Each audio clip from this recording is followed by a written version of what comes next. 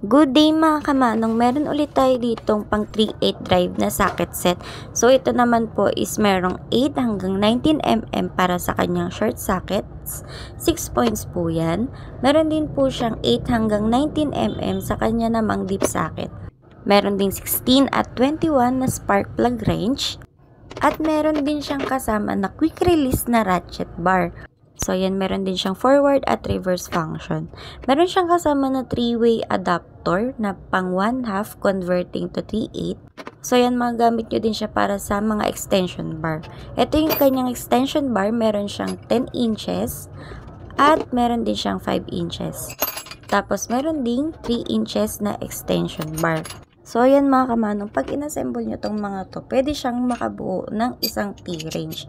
So, ipapasok nyo tong extension bar sa 3-way adapter, tas ilagay nyo tong 10 inches, tas pili kayo ng socket na ilalagay nyo. Then, ayan, meron na kayong T-range.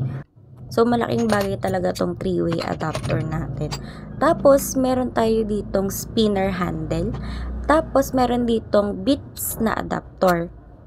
Kasi meron tayong kasama na mga screw bits. So, ito yan sila. Itong mga screw bits natin mga kamanong, meron tong pang hex, pang torx, pang Philip at flat. So, ayan, ilalagay nyo yan siya dyan. Tapos yan, pwede nyo na siyang magamit. Kaya itong ating set ay sobrang daming gamit mga kamanong. Tapos, meron pa tong kasama na socket adapter na 3/8 converting to 1/4. Kaya magagamit nyo din siya sa mga 1/4 nyo na socket. So, ayan, from Vanadium Steel, mirror polish, i-check out yun na.